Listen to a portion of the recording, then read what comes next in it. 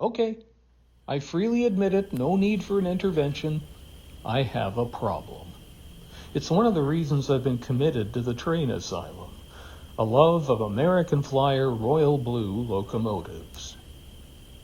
I've had these two for many years, a nice no-frills model with molded detail, and this royal blue nightmare that takes the art of striping to a whole new level.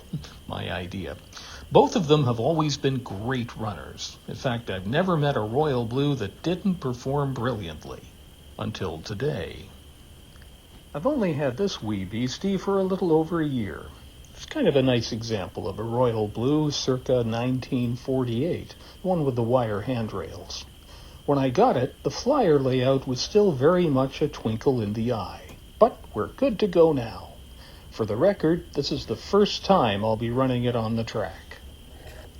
So here we go. Throttle up on the old Lionel brick and, well, that's kind of an anticlimax, isn't it?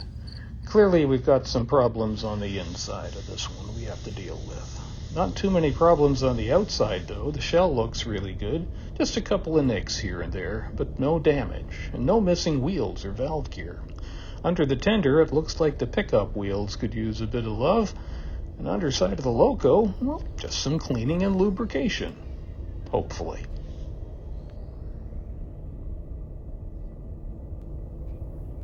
When we open up the tender, wow, that is one big nut. And we're missing a wire connection there. That could be why we didn't have anything happening when we put power to it. That wire, there's a pin grafted onto it. Previous owner maybe thought it was easier to solder that to the tender pickup. Maybe didn't work. There's another broken wire that I think happened when I took the shell off, so that's on me. Commutator, what a mess. It's like somebody took a Sharpie to it and tried to color it black, so we'll be cleaning that. The field coil looks a bit dodgy too, but hopefully won't have to touch that. Wow, okay. The previous owner had clearly used this royal blue to stash his earwax, likely a hedge against a declining dollar. And here we have the reverse unit. The fingers, little brass fingers there, they're fine, they're touching, but the drum is in bad shape and needs cleaning. So let's get busy on it. Let's start doing some soldering. I'm not going to show you the whole sorted mess there because it took forever.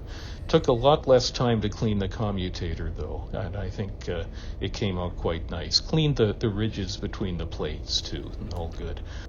Thought I'd show you the wheels too. The pickup wheels are now shiny and clean, thanks to using a lot of Brasso and isopropanol alcohol and a whole ton of cotton buds. Here's the evidence of today's labors. Paper towels covered in a combination of earwax and Marmite. How appetizing is that? Also replaced the wires and resoldered everything from the tender to the loco. And I think it looks better, and it's certainly more solid. They won't fall off anytime soon. But of course, the big question now is, will everything work?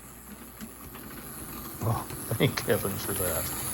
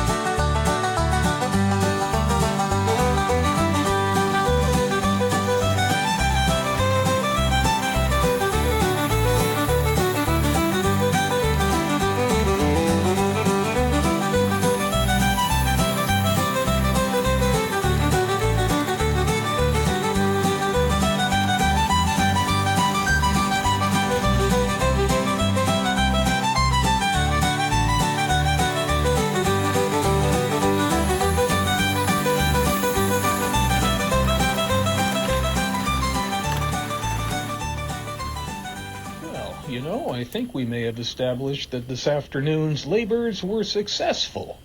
But there is still one more thing. The dreaded morning after test.